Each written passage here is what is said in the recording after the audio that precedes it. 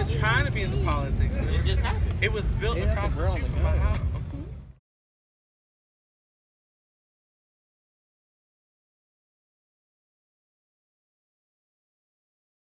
Like she said, it might not only might not go to vote, but it might not come down South Beach, which I say, well, that's good.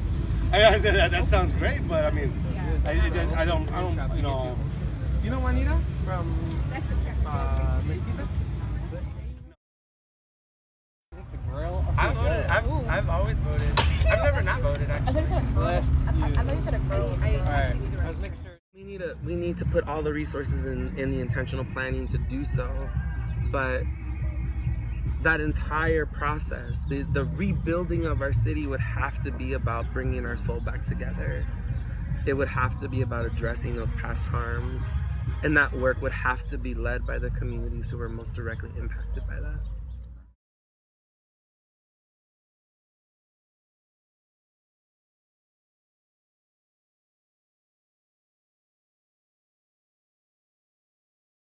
Always planning like 10 years in advance. Like every city does that. They have a 10-year general plan is what they call it.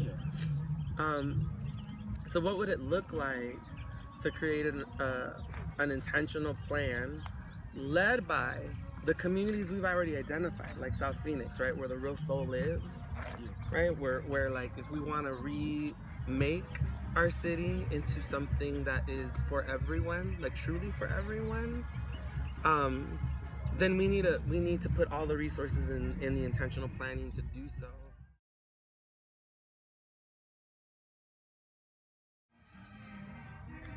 I think here's what I'll share about South Phoenix. Because the city has grown. Like again, we're one of the largest cities in the country. And there was a report that recently came out that said the majority of people that are living here now are not actually from here, and the people who are from here, like were born and raised here, They eventually move out. no, well, maybe, but they're just a much smaller percentage of the population, right? A surprisingly smaller percentage of the population. And so what that tells me is that there's a small number of people with a generational memory of how we got here, right? How the landscape as it is got here. And there's a whole influx of people who are disconnected from that history, right? Who don't have any access in a lot of ways to that history, other than what the city tells them, which is not very accurate, right? Yeah. So much of that history is lost. And so there's a couple of things I think about. One,